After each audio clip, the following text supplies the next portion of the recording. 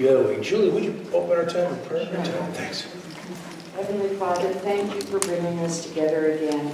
We're all looking forward to learning more of you through your word and through Pastor Scott.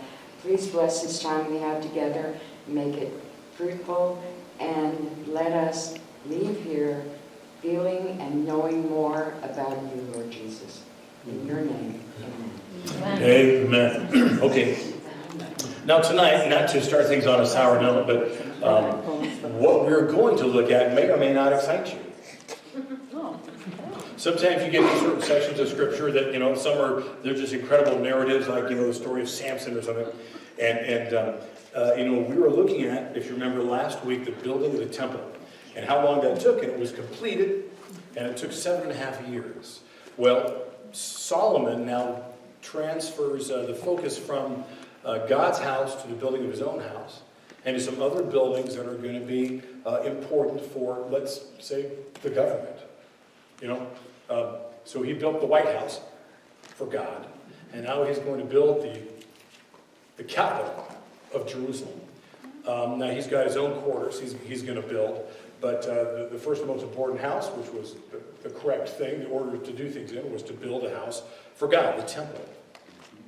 And so now we're going to see these outbuildings, we might say, that are around the temple. There's a lot of detail, and for those who are more construction-minded, for those that, not necessarily only for you, but if what interests you are how things look, again, this is one of those things, like last week, you're going to want to use your imagination as best as you can in your mind, to get a concept of what this looked like, the scale of it, the details, the beauty of it. And I mentioned, I think last week that I think it's the difference between, I can show you pictures, artist renderings, modern renderings of what they think it looked like based on how it's described in the Scriptures. But I think it's about the same as you reading a book and then watching the movie based on the book. And generally speaking, people like the book better than the movie. And they always say that if you read the book first, because it's the human mind. Right? It's amazing what you, in the incredible genius of God, to infuse your imagination with incredible detail. And I was thinking that alone is a major thing to give God glory for. What you can see. Think of your dreams. I mean, the detail, the depth of things you've never seen, people you've never met, but all of a sudden your mind creates it. It's amazing. And in the same regard, our imagination, again, is what God gave us, by which we have built everything that we see, that we have built. Because first, it's an image in the mind. Somebody just dreams of, I'd like to build a house that looks kind of like this, and something like that, like this. And God will give detailed instruction, but it's going to take a human imagination, right, to get a grasp on that, to put some flesh on the bones. And we get to do that. We actually kind of get to catapult ourselves back in time with our imagination and walk around Jerusalem, D.C. You got it? Okay, so that's what we get to do tonight. We got a fence around it. And he ends up building a fence around it. By the way, did you enjoy Henry and Darlene Sunday? Yes. I'll ask everybody about that again this Sunday, but wasn't that just wonderful? They were very special people, and I love them a lot, and it was just wonderful to hear that. And I love how Henry communicates. Yes. And there's something, I love the accent, and it's so nice to have an accent like that. And there's something about the Jesus. Yes. And it's just the way he does it, and and you watch it, they're evangelists. And and yeah, he was trained by Luis Palau, if you know that, and hopefully you all are familiar with Luis Palau. And I didn't even know he passed away last week until Henry told me. So, that's a loss for us. But was So- here. He was here. Yeah, He came through Louis here. Plow was here. Really? I was in a choir. that day. Really? Boy. Talk about somebody who's gone all over the world. Like Billy Graham. Yeah, he's the Latin Billy Graham. So, chapter 7 of 1 Kings is where we pick up.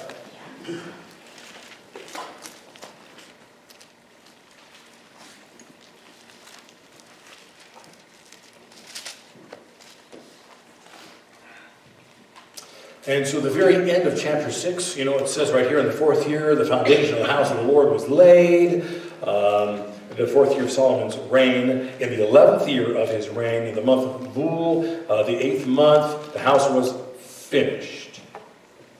So pretty much it's 7.5 years it was finished. All of its parts, according to all of its specifications. So they followed the blueprints. And then it says, it was 7 years in building.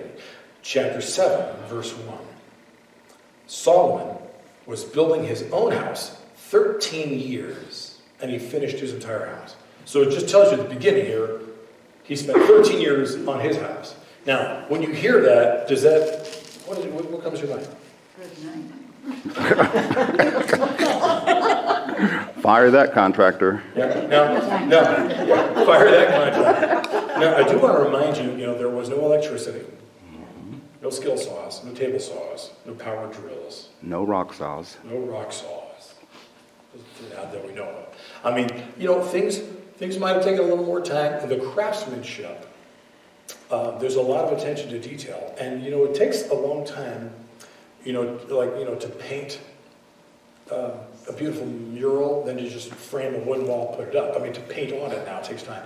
So there is a lot of time taken by the artisans with all the detail, as we were reading. So I think a lot of the time spent is actually in that exacting detail of the beauty of what's on the walls. And we're going to get some more detail now. And if somebody would please read the first 6 verses. But Solomon took 30 years to build his own house, so he finished all his house. He also built the house of the forest of Lebanon, and its length was 100 cubits, its width 50 cubits, and its height 30 cubits, with 4 rows of cedar pillars and cedar beams on the pillars. And it was paneled with cedar above the beams that were on 45 pillars, 15 in a row. There were windows with beveled frames in 3 rows, and window was opposite window in 3 tiers. All the doorways and the doorposts had rectangular frames, and window was opposite window in 3 tiers. He also made the hall of pillars. Its length was 50 cubits, and its width 30 cubits, and in front of them was a portico with pillars, and a canopy was in front of them. Okay. Now, I will say at the beginning that there was the thought that all the buildings we're going to read about, the 4 in particular, are what was built in the 13 years, because his own dwelling house will be mentioned. And that perhaps the first house it took, at verse 1, he spent 13 years building his house, almost like his compound, like all the buildings he was going to utilize as king for his administration, for his government, including his quarters. That is one thought. Okay, just keep that in mind. But anyway, when you read the house of the forest of Lebanon, when you read the size of this thing, first off, call this the palace. Okay, that is historically that's what this was, the house of the forest of Lebanon. Now, do you think it was located in Lebanon? No. No. Why do you think it was called the house of the forest of Lebanon? Why would you call it that? That's, yeah. Cedar trees. We believe historically simply because it was made, again, as we read from the last chapter, made by the trees that came from Lebanon, that King Hiram said, hey, we got this deal. I was buddies with your dad. Glad you're now in the seat. And what do you need from me? How can I help you? I need a sawmill. Can you help me out? You got the best, mill there is. Your people know how to work they're lumberjacks like nobody else. And so a whole bunch was sent on down to him. And this building that was just described is over twice the size of the temple. Okay?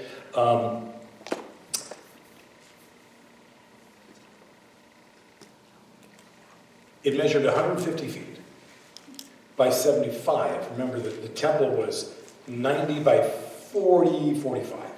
Okay? 45 feet high. The floor space, when we do the math,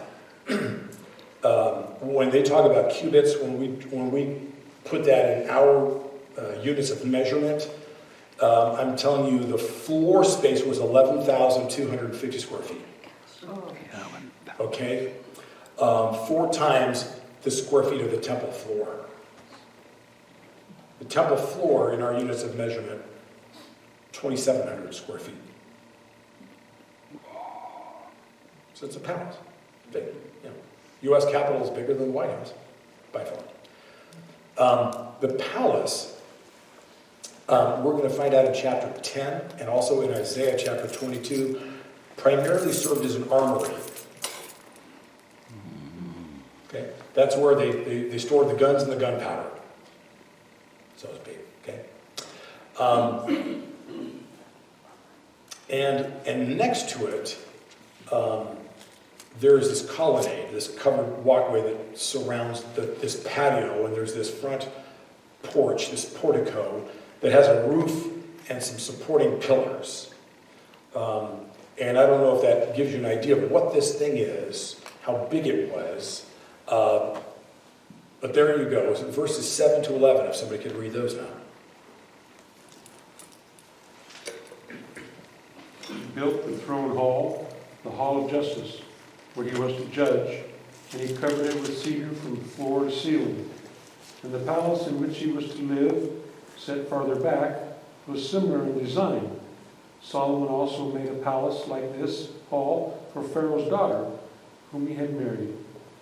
All these structures, from the outside to the great courtyard, and from foundation to eaves, were made of blocks of high-grade stone, cut to size and smoothed on their inner and outer faces.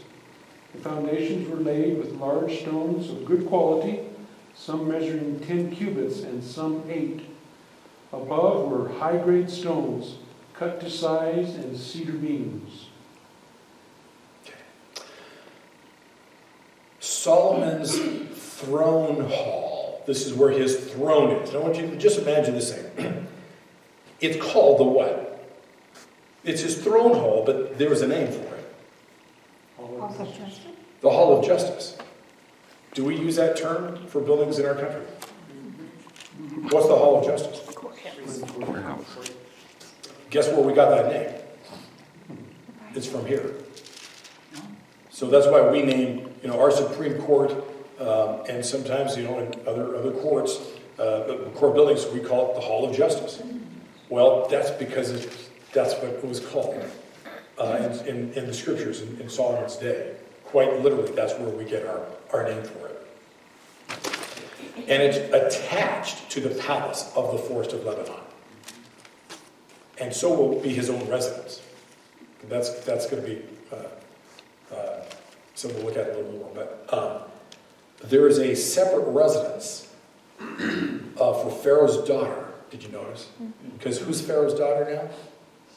It's Solomon's wife. Okay, and that is a political alliance. Remember that the reason for that was to secure some good foreign relations with even your long-term enemies like the Egyptians. As long as I've got your daughter in my house, oh Pharaoh, chances are you're not going to attack me because what am I do to your daughter? So it's a safeguard. Okay? And he makes her a nice fancy place for herself to live. You saw that. And you noticed again, there is the description of the stones, each like cut to size, and they used some sort of a, whatever it looked like, to cut those stones. And I shared with you last week, again, I've never been there, so I just got to go on my brother's testimony, but for those of you who weren't here last week, I said, my brother who went to Egypt and he went to the Great Pyramids, things built before this. And one belief is, when you look at the pyramids, you look at so many of those structures that are still there today, the Jews are the ones that built those when they were slaves. Would there have been Egyptian slaves? Sure. But it sounds like that's what the Jews were, Pith and Ramses, these slave camps, the Jews for 4 centuries were building what even remains today. And when it says, they were perfect, the way these were made, as my brother said, when he went up to the pyramids, he took out a credit card and he tried to slide it between stones, and he couldn't even slide a credit card between these massive stones. They were so perfectly square and tight. Wow. How in the world did they accomplish that? I mean, it literally, nobody knows. There's no pictograph, there's no record of how they cut the stone. I don't know how they do that. The aliens did it. In my Bible here,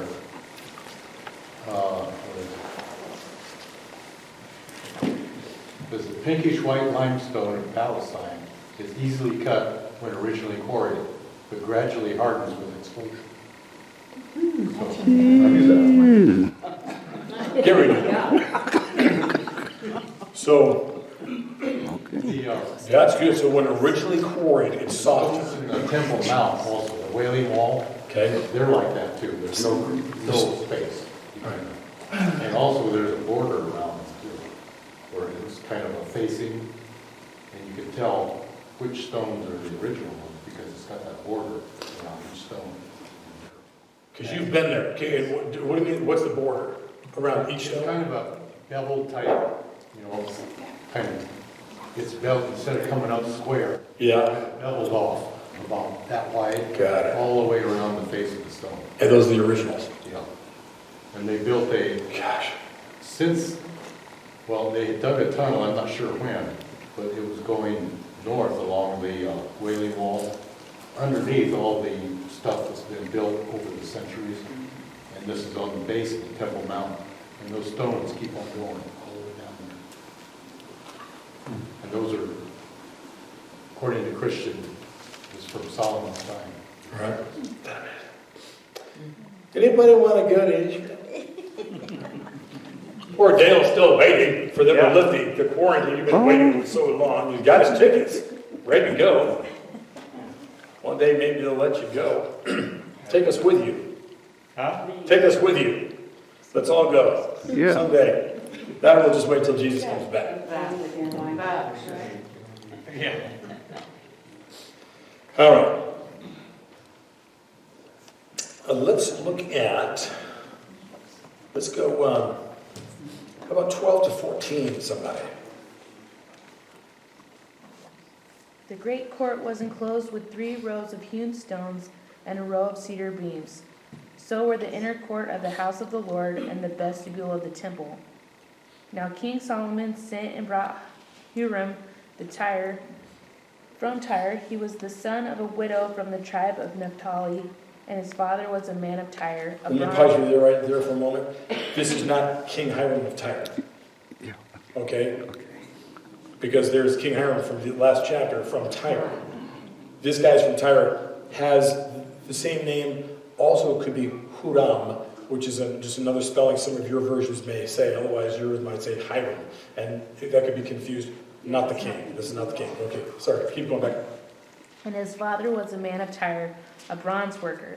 He was filled with wisdom and understanding and skill in working with all kinds of bronze work. So he came to King Solomon and did all his work. Okay, so we got a guy who's really good with metals, specifically bronze. Bronze, by the way, as far as we know, it was never measured, and you don't see it like measured in the scriptures like you'll hear about gold, how it'll be measured, and we're going to hear about that when Solomon's going to create these shields that are solid gold and jillions of this and that. But we're told the weight, we're told the amount of the gold, because back then, even though there was so much, it was still a precious thing, kind of rare. But bronze was not measured because there were so much of it. That's what you'll just hear, even tonight, all these things made of solid bronze. Now, first, guess there was a bunch of it over there. Okay, so Hiram is really good with bronze. And let's see what he begins to build. Verses 15 to 22. And Becca, in fact, would you just keep going, 15 Sure. to 22? And he cast 2 pillars of bronze, each one 18 cubits high, and a line of 12 cubits measured the circumference of each. Then he made 2 capitals of cast bronze to set on the tops of the pillars. The height of one capital was 5 cubits, and the height of the other capital was 5 cubits. He made a lattice network with wreaths of chainwork for the capitals which were on top of the pillars. And pause you there right for a moment. It's one of those things, it depends on what version of the Bible you have and what ancient manuscripts were used to translate into our English versions the specifics, the measurements. But the agreement for the most part is that these 2 bronze pillars, these huge pillars, they're each 27 feet high. They're 18 feet in circumference. Okay? And they have the capitals on top of them that's being described, makes this over 34 feet high. There's a discrepancy here in what's described in 2 Chronicles 3:15. Just to let you know, there's different measurements even there. Don't get hung up on the details. These are just big, gigantic, amazing bronze pillars. Now, are they hollow? I would hope so. The last chapter of Jeremiah says they were. But they're hollow. They're hollow, they're 3 inches thick. Quite impressive. Okay, and then we're going to hear, how he makes what he does, and he uses sand molds. So that's been around a long time. So keep going, sorry. Okay. 7 chains for one capital and 7 for the other capital. So he made the pillars and 2 rows of pomegranates above the network all around to cover the capitals that were on top. And thus he did for the other capital. The capitals which were on top of the pillars in the hall were in the shape of lilies, 4 cubits. The capitals on the 2 pillars also had pomegranates above by the convex surface which was next to the network. And there were 200 such pomegranates in rows on each of the capitals all around. Then he set up the pillars by the vestibule of the temple. He set up the pillar on the right and called its name Jachin, and set up the pillar on the left and called its name Boaz. The top of the pillars were in the shape of lilies, so the work of the pillars was finished. Okay, so stop there. So the top is the shape of lilies. Okay. I don't know if you were able to imagine that, but just the intricacy, the beauty of these things, it's amazing. 2 names, Yachin, he names one pillar, or it's named. Yah, remember, anytime you hear Yah, or you'll see it, our English will say a J-A. Jehoshaphat. Any Jah, sometimes a Y, like Jeremiah, a J-E. You just need to know those are usually always, in Hebrew it's pronounced Yah. And that's always that is the briefest name for God in Hebrew. Compared to El, which is Aramaic. But Yah, Yahweh. Jeremiah, Yeremiah. Just any Yah, it's about God. Yachin, or Yachin, it means he, God, establishes. The other pillar has a name, and it's Boaz. Remember who Boaz is. There's this guy, but that name, it implies God, and simply say, in him there is strength, or in him strength. And so God establishes, and God gives strength. And I think the idea, it stands for this testimony of God's security and his strength that's available to the nation that obeys him. And what a beautiful thing to put on the front doors. You know what I'm saying? So when you're approaching, the capital, let's say, you come up on these things, and they have names. And it tells you, they point right to God, and of the two things, God establishes a nation, he gives strength to a nation that follows him. Hello, United States of America, when we were new. And God still stands to establish a nation, which he did. He established us. And maintain it by his strength, as long as we keep our end of the deal.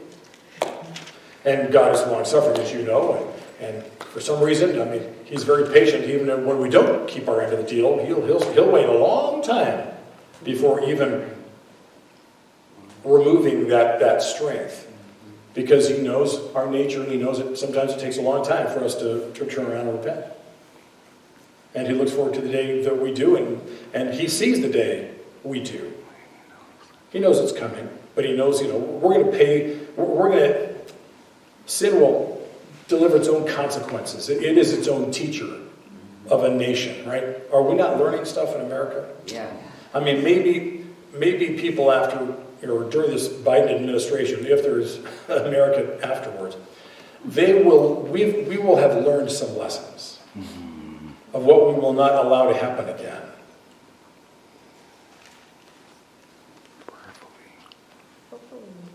Hopefully. Perhaps we'll be stronger because of it. Right. You hope, yeah, right. You hope we're stronger for COVID. So I can derail a week. You know that we can all go on that for a long time. So we'll continue. So please continue. Are we done? That was the end of my turn. Yes, please. Thank you. Unless you want to keep going.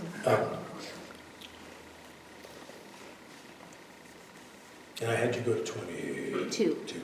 So this next thing it's just a really neat vessel out of bronze. And this thing, I hate to say it, but the Mormons in their big main headquarter temple in Utah, they made one to scale. I've only seen pictures of it, and it is quite amazing. There's something about it that is like,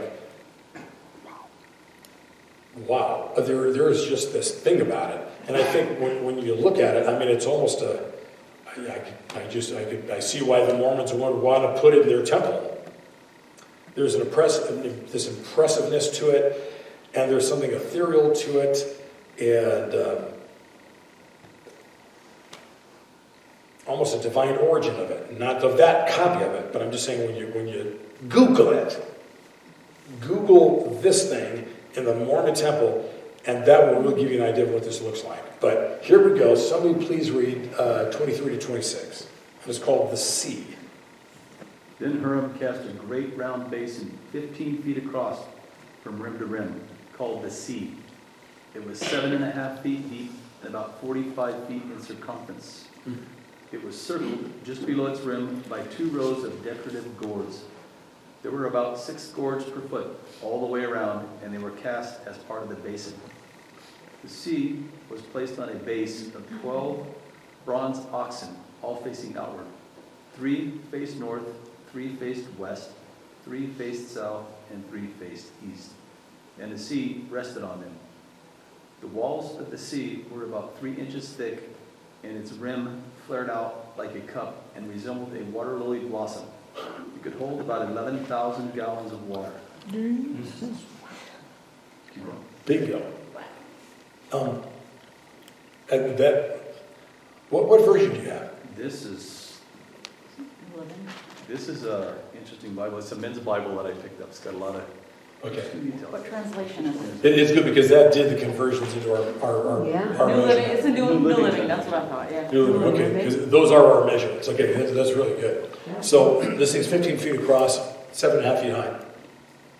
And so it's this massive bowl, and it does hold pretty much 11,500 gallons of water. And I will say this, that in 2 Chronicles, and you got to remember that, again, everything we're reading, so much of what we're reading appears in the Chronicles as well, especially this section of chapters.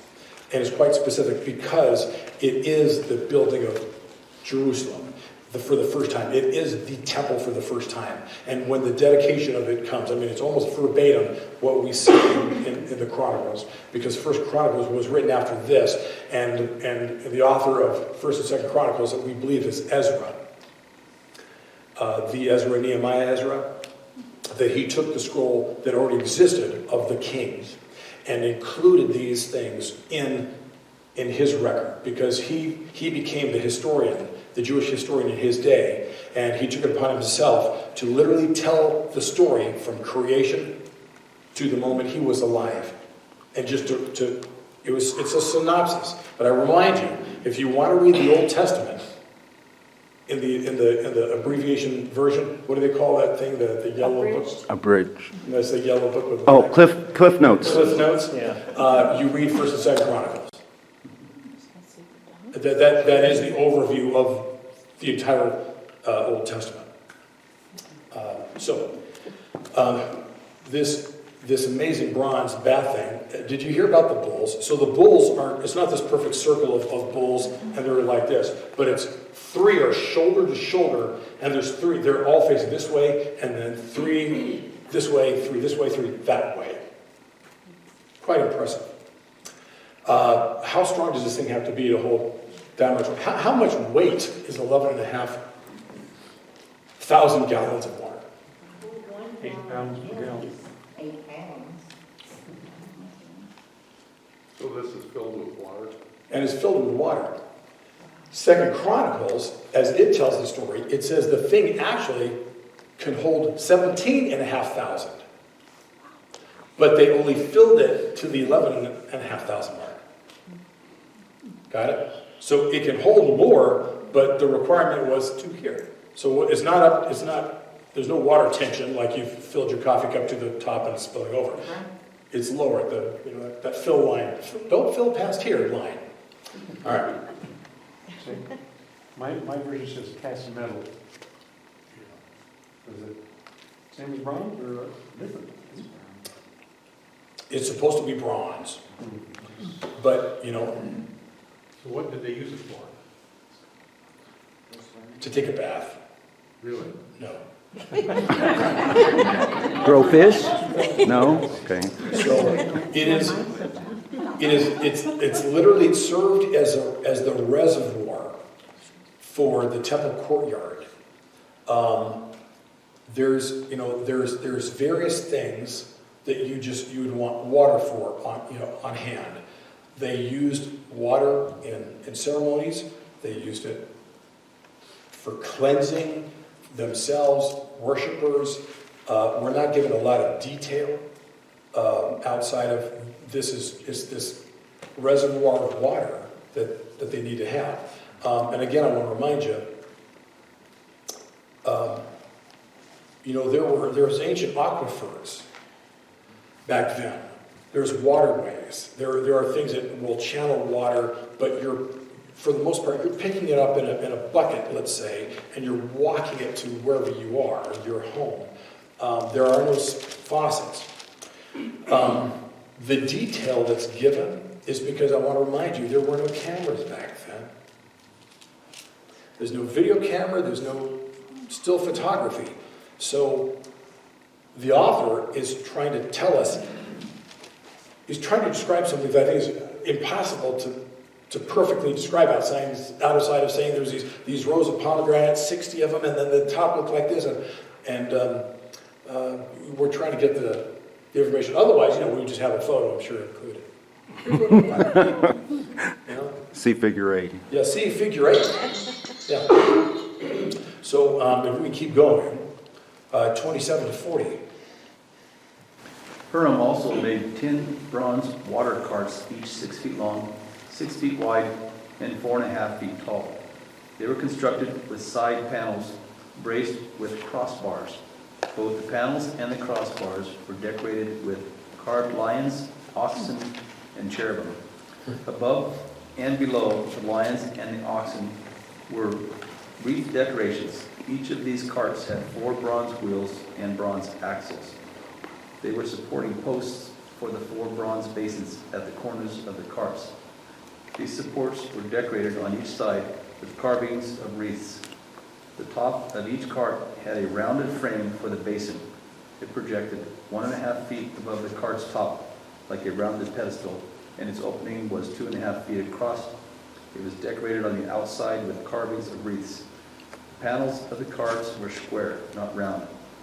Under the panels were 4 wheels that were connected to the axles that had been cast as one unit with the cart. The wheels were 2.25 feet in diameter and were similar to chariot wheels. The axles, spokes, rims, and hubs were all cast from molten bronze. There were handles at each of the 4 corners of the carts, and these 2 were cast one unit with the cart. Around the top of each cart was a rim 9 inches wide. The corner supports and side panels were cast as one unit with the cart. Carvings of cherubim, lions, and palm trees decorated the panels and corner supports wherever there was room, and there were wreaths all around. All 10 water carts were the same size and were made alike, for each was cast from the same mold. Okay, so keep you there. I've never seen an artist's rendering of these. I would look at it and say, I think I know why. Because I'm trying to imagine these panels, and I mean, you really got to think it through. I've just never seen it. Has anybody seen a rendering of these objects? All we know, you have those on. So these things are used in worship, and it looks like in the sacrificial system. Look at that. You were the man with the answers tonight. Okay, so look it up. Oh, yeah, looks real good. What do you mean? Thank you. So, these cool little portable carts that I guess they can just kind of move them all around the courtyard. Okay, well, we need to, conduct our next sacrifice or whatever it be. So they're just, it's kind of nice to have something that guy's on wheels, a bunch of these things. It continues. Somebody please 40 to 47. This is kind of a summary of his work. Now Hiram made the basins and the shovels and the bowls. So Hiram finished doing all the work which he performed for King Solomon in the house of the Lord. The 2 pillars and the 2 bowls of the capitals which were on the top of the 2 pillars, and the 2 networks to cover the 2 bowls of the capitals which were on the top of the pillars, and the 400 pomegranates for the 2 networks, 2 rows of pomegranates for each network to cover the 2 bowls of the capitals which were on the tops of the pillars, and the 10 stands with the 10 basins on the stands, and the 1 sea and the 12 oxen under the sea, and the pails and the shovels and the bowls, even all these utensils which Hiram made for King Solomon in the house of the Lord were of polished bronze. In the plain of the Jordan the king cast them, in the clay ground between Succoth and Zarethan. Solomon left all the utensils unweighed because they were too many. The weight of the bronze could not be ascertained. Solomon made all the furniture which was in the house of the Lord, the golden altar and the golden table on which was the bread of the presence. Am I supposed to keep going all the way? Sure, go ahead. I couldn't remember where you said stop. And the lampstands, 5 on the right side and 5 on the left, in front of the inner sanctuary of pure gold, and the flowers and the lamps and the tongs of gold, and the cups and the snuffers and the bowls and the spoons and the fire pans of pure gold, and the hinges both for the doors of the inner house, the the most holy place, and for the doors of the house that is of the nave of gold. Thus all the work that King Solomon performed in the house of the Lord was finished. And Solomon brought in the things dedicated by his father David, the silver and the gold and the utensils, and he put them in the treasuries of the house of the Lord. All right. So again, there's so much detail of the furnishing. It emphasizes just the beauty, the symmetry, the glory, we would say, of the temple and the temple complex. Bronze, if you've noticed, has been used for all the furnishings outside the temple. Have you noticed that? But everything on the inside is gold. Okay? So the people get the Tupperware, God gets the fine china. You got it? Probably makes sense. There is, the furniture we're hearing about, the golden altar, these are things I know we've talked about in the past. Did we already cover this here? Some of these things, if not most of these things, actually have been kept in the family. They've been passed down because they were the ones that were originally made in Moses' day. And they've just been, even the table of the presence, or what this is called the showbread. Remember that? Does anybody understand what that is? Because that is usually something that kind of, you get a little lost on, the showbread. Okay. The actual word for it is bread of the face. Meaning it's something that is presented before the face of God, that he sees. So that's what we would, I don't know why it's translated showbread. I really don't. Because it's called pretty much, it's the bread of the face. Describing it is something that it's an offering we set before God, and it is this representation of he feeds us, he takes care of us, he is our bread of heaven. He sent the manna in the wilderness, right? He is our sustenance, and it's this work we put it before him. These baked loaves every day. Here's a fresh thing, just to always remember that's what it's for. And then we find out that actually the priests they do that. They set it before God, and then the priests themselves eat it. They consume it. So, a lot of bread every day to eat. Can you make my tent green? Because I'm tired of it. I don't like the rice seeds in mine. It is 9 till 8 till. Do we dare enter chapter 8?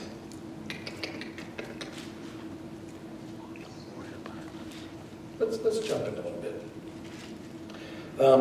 Chapter 8 is 2 Chronicles chapter 5. And it's, in case you want to turn there, and as we go through this, and especially where we get the dedication of the temple, I actually want us to shift over to 2 Chronicles, because it'll give us, I think, even greater detail and more information on what really happened in the conversation that God has with Solomon as they're about to dedicate this temple. There's a conversation that is so rich, and the detail of it really is found in the Chronicles. And it's, of course, where we find this famous verse that we've been quoting probably, I think, for the last 20 years in America, 2 Chronicles 7:14, if my people who are called by my name. Okay. And that is, if you don't really understand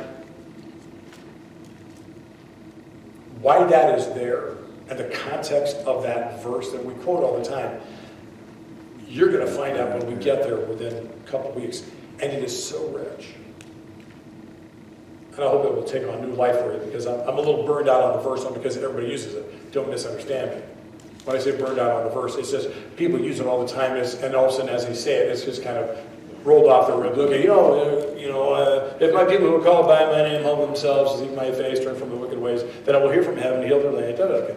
And it's almost like, okay, get that verse over, but I'm supposed to say it because it matters. Well, it'll take on new meaning when we look at the context of the nation really getting a a glorious new start, and God is about to make an appearance, a personal appearance. And there is going to be this if-then. If you do this, then I will, which 7:14 is in that. But there's a lot of other if-thens. It is rich, and if there's ever a time to really see those verses, it's today in America. I wish we would teach that from the Capitol, from the White House. I wish we could commandeer the TV stations, the news outlets, and teach this section. Because in it, I'm just going to tell you ahead of time, within this section is the secret of survival for a nation.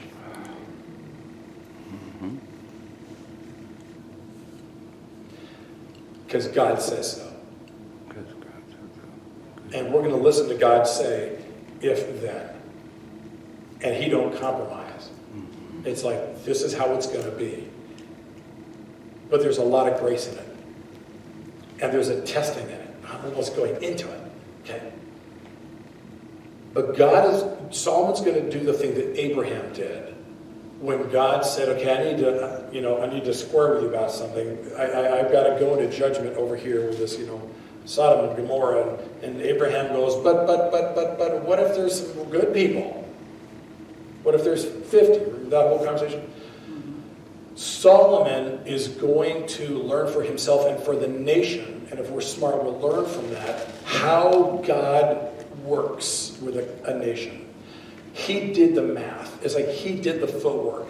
Because Solomon, in a conversation with God, he finds out God's game plan, the mechanics of how he's going to work with a nation in all the years to come. And it's what if this, God? And God says, well, then I'll do this. Solomon, well, what if this happens? What if your people do this? And God says, well, I'll do that. And I'll simply say that we could look at our own history and then look at this and say, whenever America did this, we shouldn't have been surprised to find that this happened afterwards because God said it would. And if we do this, then God will do this. And when we started to even walk in a more biblical worldview, there was a blessing. And we got blessed economically over 4 years with President Trump. I mean, he was protecting religious freedom. He was a champion of life. He was against Baal worship. He was cutting down the green movement. I mean, he was coming against that stuff. And did you notice America was rising? There was blessing everywhere. Well, God said this is how it works. And we're going to read him. We're going to watch him say that. And literally, it's going to be so eye-opening. And again, I wish we could commandeer the mic. I mean, I wish somebody would give me, MSNBC and CNN and just give me an hour, please. And can there be an educating of the people? Because I think once we see it, there's no argument, there's no debate regarding how God deals with a nation. And boy, it is a mirror for us. And that burned up the rest of our time that we needed. So we will go into chapter 8 next week, but I hope this has been a little helpful. Hopefully this is new. If you've gone through these chapters before, I hope it's fresh, it's new. We all learned some things. We were able again to kind of see Israel's first Washington, D.C. being built. As best as we can imagine. Any comments, any thoughts?